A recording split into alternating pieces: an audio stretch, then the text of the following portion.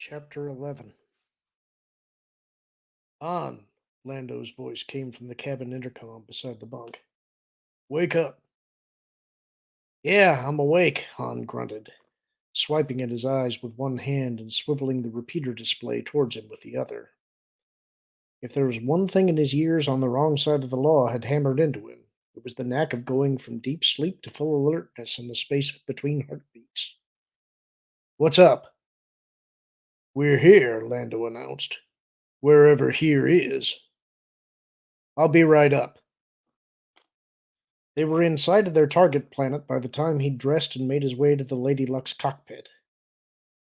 Where's Ironez? He asked, peering out at the mottled blue-green crescent shape they were rapidly approaching. It looked pretty much like any of 1,000 other planets he'd seen. She's gone back to the aft control station, Lando told him.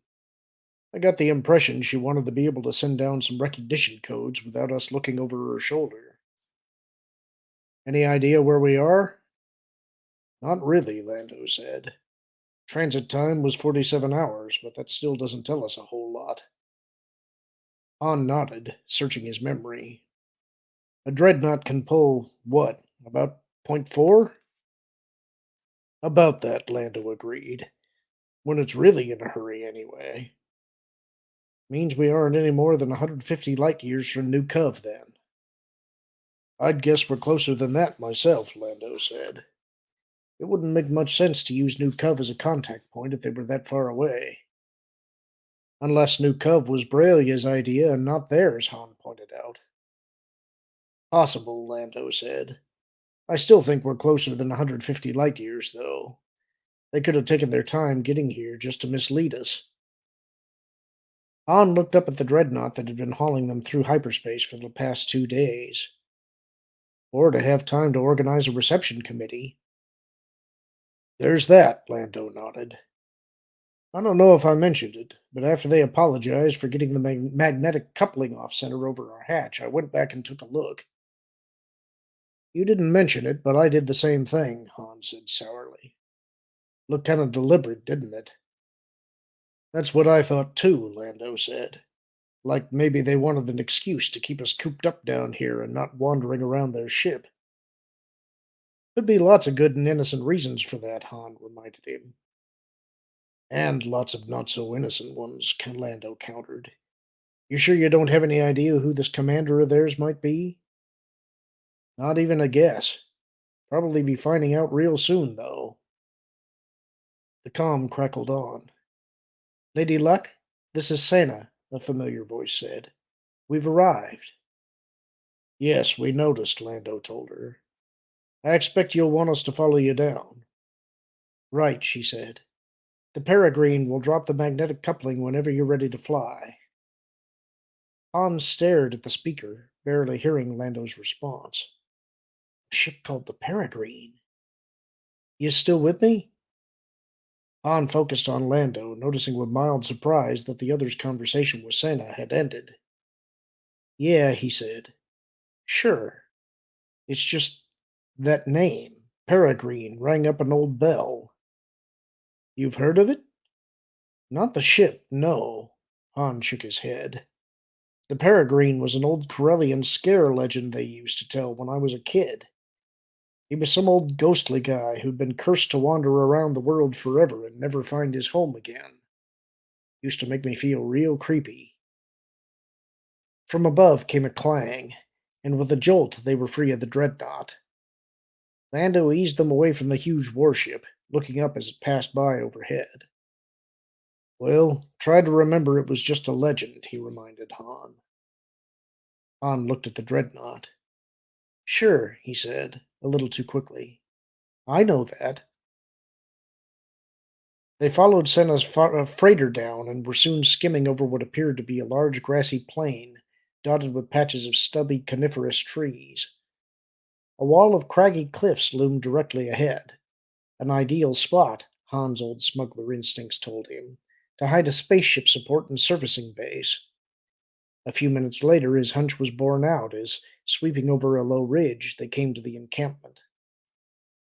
An encampment that was far too large to be merely a servicing base.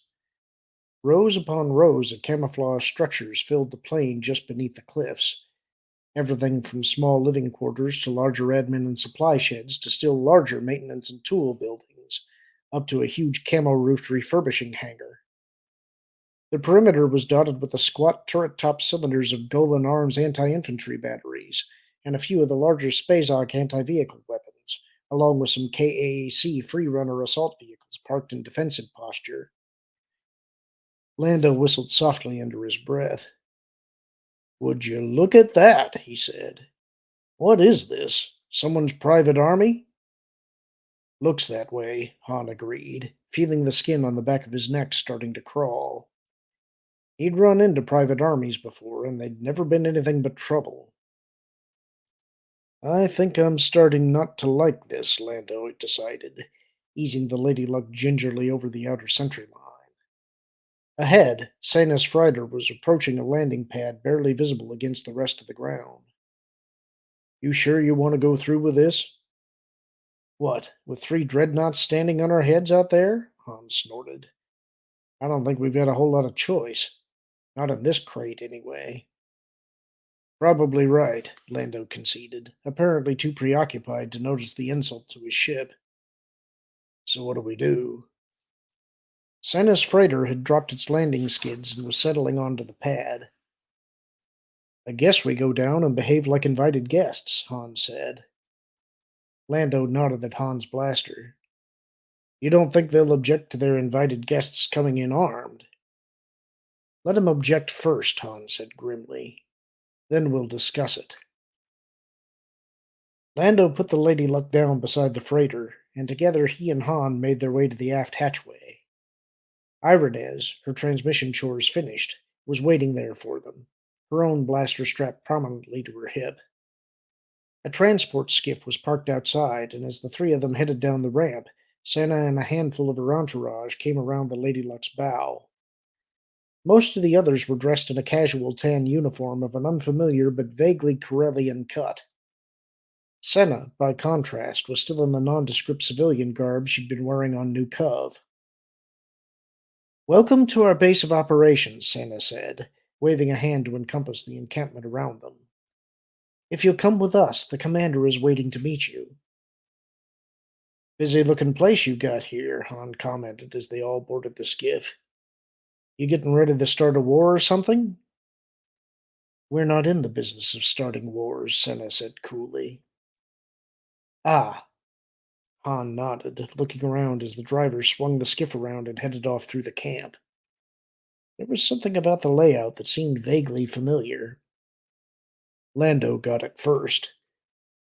"You know, this place looks a lot like one of the old Alliance bases we used to work out of," he commented to Senna. "Only built on the surface instead of dug in underground." "It does look that way, doesn't it?" Senna agreed, her voice not giving anything away. "You've had dealings with the Alliance, then?" Lando probed gently. Senna didn't answer. Lando looked at Han, eyebrows raised. Han shrugged slightly in return. Whatever was going on here, it was clear the hired hands weren't in the habit of talking about it. The skiff came to a halt beside an admin-type building indistinguishable from the others nearby, except for the 2 uniformed guards flanking the doorway. They saluted as Senna approached, one of them reaching over to pull the door open. "The commander asked to see you for a moment alone, Captain Solo," Senna said, stopping by the open door. "We'll wait out here with General Calrissian." "Right," Han said. Taking a deep breath, he stepped inside. From its outside appearance, he'd expected it to be a standard administrative center, with an outer reception area and a honeycomb of comfy executive offices stacked behind it. To his mild surprise, he found himself instead in a fully equipped war room. Lining the walls were common tracking consoles, including at least one crystal graph field trap receptor, and what looked like the ranging control for a KDY V-150 Planet Defender ion cannon, like the one the Alliance had had to abandon on Hoth. In the center of the room, a large holo display showed a sector's worth of stars, with 100 multicolored markers and vector lines scattered among the glittering white dots. And standing beside the holo was a man. His face was distorted somewhat by the strangely colored lights playing on it from the display, and it was, at any rate, a face Han had never seen except in pictures. But even so, recognition came with the sudden jolt of an overhead thunderclap. Senator Bella Bliss, he breathed. Welcome to Peregrine's Nest, Captain Solo, the other said gravely, coming away from the hollow towards him. I'm flattered you still remember me. It'd be hard for any Corellian to forget you, sir, Han said, his numbed brain noting vaguely in passing that there were very few people in the galaxy who rated an automatic sir from him. But you were dead? Bella Bliss suggested, a half smile creasing his lined face. Well, yes, Han floundered. I mean, everyone thought you died on Anchoron. In a very real sense, I did, the other said quietly, the smile fading from his face. Closer now, Han was struck with just how lined with age and stress the senator's face was. The Emperor wasn't able to kill me at Anchoron, but he might just as well have done so. He took everything I had except my life, my family, my profession, even all future contacts with mainstream Corellian society. He forced me outside the law I'd worked so hard to create and maintain. The smile returned, like a hint of sunshine around the edge of a dark cloud. Forced me to become a rebel. I imagine you understand the feeling. Pretty well, yeah, Han said, grinning lopsidedly in return. He'd read in school about the legendary presence of the equally legendary Senator Garm Bel Iblis. Now he was getting to see that charm up close. It made him feel like a school kid again. I still can't believe this. I wish we'd known sooner. We could really have used this army of yours during the war. For just a second, a shadow seemed to cross Bel Iblis's face. We probably couldn't have done much to help, he said. It's taken us a good deal of time to build up what you see here. His smile returned. But there'll be time to talk about that later. Right now, I see you standing there trying to figure out exactly when it was we met. Actually, Han had forgotten about Senna's reference to a previous meeting. Tell you the truth, I haven't got a clue, he confessed. Unless it was after Anchoron and you were in disguise or something. Bel Iblis shook his head. No disguise. But it wasn't something I'd really expect you to remember. I'll give you a hint. You were all of 11 at the time. Han blinked. 11, he echoed. You mean in school? Correct, Bel Iblis nodded. Literally correct, in fact. It was at a convocation at your school where you were being forced to listen to a group of us old fossils talk about politics. Han felt his face warming. The specific memory was still a blank, but that was how he'd felt about politicians at that time in his life. Though come to think of it, the opinion hadn't changed all that much over the years. I'm sorry, but I still don't remember. As I said, I didn't expect you to, Bel Iblis said. I, on the other hand, remember the incident quite well. During the question period after the talk, you asked two irreverently phrased yet highly pointed questions. The first regarding the ethics of the anti-alien bias starting to creep into the legal structure of the Republic. The second about some very specific instances of corruption involving my colleagues in the Senate. It was starting to come back, at least in a vague sort of way. Yeah, I remember now, Han said slowly. I think one of my friends dared me to throw those questions at you. He probably figured I'd get in trouble for not being polite. I was in trouble enough that it didn't bother me. Setting your life pattern early, were you? Bel Iblis suggested dryly. At any rate, they weren't the sort of questions I would have expected from an 11-year-old, and they intrigued me enough to ask about you. I've been keeping a somewhat loose eye on you ever since. Han grimaced. You probably weren't very impressed by what you saw. There were times, Bel Iblis agreed. I'll admit to having been extremely disappointed when you were dismissed from the Imperial Academy. You'd shown considerable promise there, and I felt at the time that a strongly loyal officer corps was one of the few defenses the Republic still had left against the collapse toward Empire. He shrugged. Under the circumstances, it was just as well that you got out when you did. With your obvious disdain for authority, you'd have been quietly eliminated in the Emperor's purge of those officers he hadn't been able to seduce to his side. And then things would have gone quite differently, wouldn't they? Maybe a little, Han conceded modestly. He glanced around the war room. So how long have you been here at, you called it Peregrine's Nest?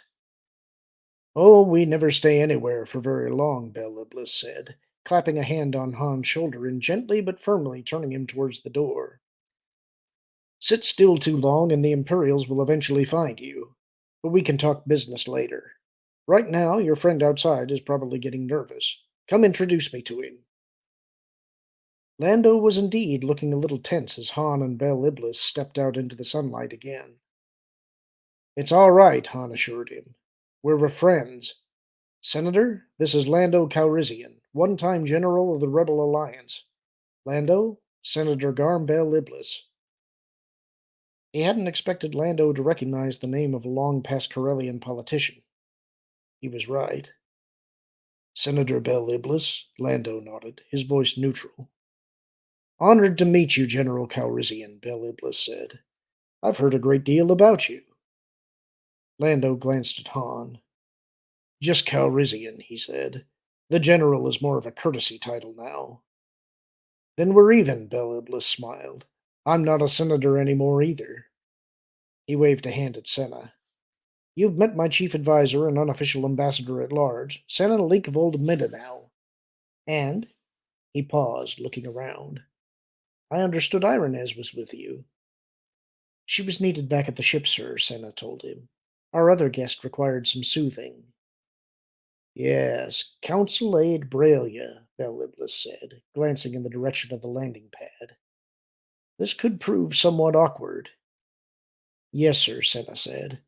Perhaps I shouldn't have brought him here, but at the time I didn't see any other reasonable course of action. Oh, I agree, Bel Iblis assured her. Leaving him in the middle of an Imperial raid would have been more than simply awkward. Han felt a slight chill run through him. In the flush of excitement over meeting Bel Iblis, he'd completely forgotten what had taken them to New Cov in the first place. You seem to be on good terms with Braille, Senator, he said carefully. Bel Iblis eyed him. And you'd like to know just what those good terms entail. Han steeled himself. As a matter of fact, sir, yes, I would. The other smiled slightly. You still have that underlying refusal to flinch before authority, don't you? Good. Come on over to the headquarters lounge and I'll tell you anything you want to know. His smile hardened just a little. And after that, I'll have some questions to ask you as well. The door slid open, and Pelion stepped into the darkened antechamber of Thrawn's private command room. Darkened and apparently empty, but Pelion knew better than that. I have important information for the Grand Admiral, he said loudly. I don't have time for these little games of yours. They are not games, Rook's gravelly voice mewed right in Pelion's ear, making him jump despite his best efforts not to. Stalking skills must be practiced or lost. Practice on someone else, Pelion growled. I have work to do. He stepped forward to the inner door, silently cursing Rook and the whole Nagri race. Useful tools of the Empire they might well be, but he'd dealt with this kind of close-knit clan structure before, and he'd never found such primitives to be anything but trouble in the long run. The door to the command room slid open, revealing a darkness lit only by softly glowing candles. Pelion stopped abruptly, his mind flashing back to that eerie crypt on Wayland, where 1,000 candles marked the graves of off-worlders who had come there over the past few years, only to be slaughtered by Jorush Sabaoth. For Thrawn to have turned his command room into a duplicate of that. No, I haven't come under the influence of our unstable Jedi Master, Thrawn's voice came dryly across the room. Over the candles, Pelion could just see the Grand Admiral's glowing red eyes. Look closer. Pelion did as instructed, to discover that the candles were in fact holographic images of exquisitely delicate, lighted sculptures. Beautiful, aren't they? Thrawn said, his voice meditative. They're Corellian flame miniatures, one of that very short list of art forms which others have tried to copy but never truly been able to duplicate. Nothing more than shaped transoptical fibers, pseudoluminescent plant material, and a pair of gorlish light sources, really. And yet somehow, there's something about them that's never been captured by anyone else. The holographic flames faded away, and in the center of the room a frozen image of three dreadnought cruisers appeared. This was taken by the Relentless 2 days ago off the planet New Cov, Captain. Thrawn continued in the same thoughtful tone. Watch closely.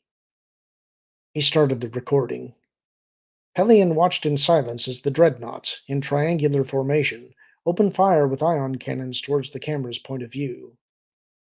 Almost hidden in the fury of the assault, a freighter and what looked like a small pleasure yacht could be seen skittering to safety down the middle of the formation.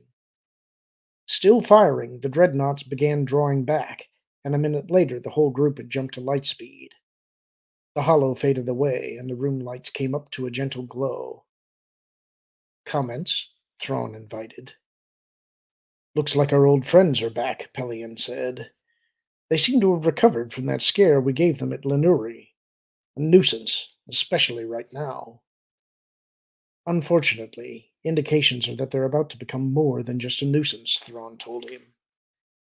One of the two ships they were rescuing was identified by the Relentless as the Lady Luck, with Han Solo and Lando Calrissian aboard. Pelion frowned. Solo and Calrissian? But he broke off sharply. But they were supposed to go to the Palanhi system, Thrawn finished for him. Yes, an error on my part. Obviously, something more important came up than their concerns for Akbar's reputation. Pelion looked back at where the hollow had been, such as adding new strength to the rebellion military. I don't believe they've merged quite yet, Thrawn said, his forehead furrowed with thought. Nor do I believe such an alliance is inevitable. That was a Corellian leading that task force, Captain. I'm sure of that now, and there are only a few possibilities as to just who that Corellian might be. A stray memory clicked. Solo is Corellian, isn't he? Yes, Thrawn confirmed. One reason I think they're still in the negotiation stage. If their leader is who I suspect, he might well prefer sounding out a fellow Corellian before making any commitment to the rebellion's leaders.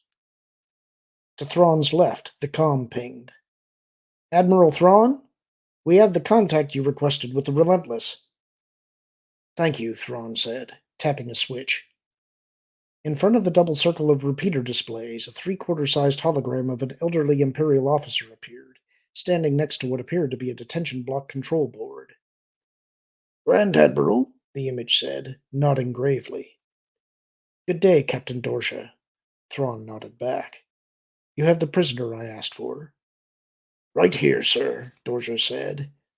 He glanced to the side and gestured, and from off camera a rather bulky human appeared, his hands shackled in front of him, his expression studiously neutral behind his neatly trimmed beard. His name's Niles Ferrier, Dorsha said. We picked him and his crew up during the raid on New Cov. The raid from which Skywalker, Solo, and Calrissian escaped, Thrawn said. Dorsha winced. Yes, sir. Thrawn shifted his attention to Ferrier. Captain Ferrier, he nodded. Our records indicate that you specialize in spaceship theft. You were picked up on New Cov with a cargo of biomolecules aboard your ship. Would you care to explain? Ferrier shrugged fractionally. Bombing ships isn't something you can do every day, he said. It takes opportunities and planning. Taking the occasional shipping job helps make ends meet. You're aware, of course, that the biomolecules were undeclared. Yes, Captain Georgia told me that, Ferrier said, with just the right mixture of astonishment and indignation. Believe me, if I'd known I was about to be made party to such a cheating scheme against the Empire. I presume you're also aware, Thrawn cut him off, that for such actions I can not only confiscate your ship, but yeah, confiscate your cargo, but also your ship. Ferrier was aware of that, all right. Pelion could see it in the pinched look around his eyes. I've been very helpful to the Empire in the past, Admiral, he said evenly. I've smuggled in loads of contraband for the New Republic and only recently delivered 3 Cinar patrol ships to your people. And were paid outrageous sums of money in all cases, Thrawn reminded him. If you're trying to suggest we owe you for past kindness, don't bother. However, there may be a way for you to pay back this new debt. Did you happen to notice the ships attacking the Relentless as you were trying to sneak away from the planet? Of course I did, Ferrier said, a touch of wounded professional pride creeping into his voice. They were Rendili Star Drive dreadnoughts. Old ones by the look of them, but spry enough. Probably undergone a lot of refitting. They have indeed, Thrawn smiled slightly. I want them. It took Ferrier a handful of seconds for the off-handed sounding comment to register. When it did, his mouth dropped open. You mean me? Do you have a problem with that? Thrawn asked coldly. Uh, Ferrier swallowed. Admiral, with all due respect, you have 3 standard months to get me either those ships or else their precise location. Thrawn cut him off. Captain Dorja. Dorja stepped forward again. Sir? You will release Captain Ferrier and his crew and supply them with an unmarked intelligence freighter to use. Their own ship will remain aboard the Relentless until they've completed their mission. Understood, Dorja nodded. Thrawn cocked an eyebrow. One other thing, Captain Ferrier. On the off chance that you might feel yourself tempted to abandon the assignment and make a run for it, the freighter you'll be given will be equipped with an impressive and totally unbreakable doomsday mechanism, with exactly 3 standard months set on its clock. I trust you understand. Above his beard, Ferrier's face had gone a rather sickly white. Yes, he managed. Good. Thrawn shifted his attention back to Dorja. I leave the details in your hands, Captain. Keep me informed of developments. He tapped a switch, and the hologram faded away. As I said, Captain, Thrawn said, turning to Pelion, I don't think an alliance with the Rebellion is necessarily inevitable. If Ferrier can pull it off, Pelion said doubtfully. He has a reasonable chance, Thrawn assured him. After all, we have a general idea ourselves of where they might be hidden. We just don't have the time and manpower at the moment to properly root them out. Even if we did, a large-scale attack would probably end up destroying the dreadnoughts, and I'd rather capture them intact. Yes, sir, Pelion said grimly. The word capture had reminded him of why he'd come here in the first place. Admiral, the report on Kabarak's ship has come in from the scanning team. He held the data card over the double display circle. For a moment, Thrawn's glowing red eyes burned into Pelion's face, as if trying to read the reason for his subordinate's obvious tension. Then, wordlessly, he took the data card from the captain's hand and slid it into his reader. Pelion waited, tight-lipped, as the Grand Admiral skimmed the report. Thrawn reached the end and leaned back in his seat, his face unreadable. Wookiee hairs, he said. Yes, sir, Pelion nodded. All over the ship. Thrawn was silent another few heartbeats. Your interpretation. Pelion braced himself. I can only see one, sir. Kabarak didn't escape from the Wookiees on Kashyyyk at all. They caught him, and then let him go.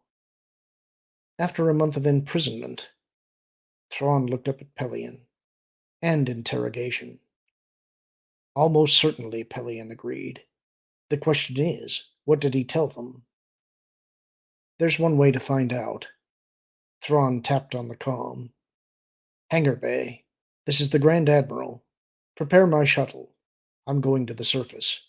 I'll want a troop shuttle and double squad of stormtroopers ready to accompany me, plus 2 flights of Scimitar assault bombers to provide air cover. He got an acknowledgement and keyed off. It may be, Captain, that the Nogri have forgotten where their loyalties lie, he told Pelion, standing up and stepping out around the displays. I think it's time that they were reminded that the Empire commands here. You'll return to the bridge and prepare a suitable demonstration. Yes, sir. Pelion hesitated. Do you want merely a reminder and not actual destruction? Thrawn's eyes blazed. For the moment, yes, he said, his voice icy. Let them all pray that I don't change my mind. And that's the end of the chapter.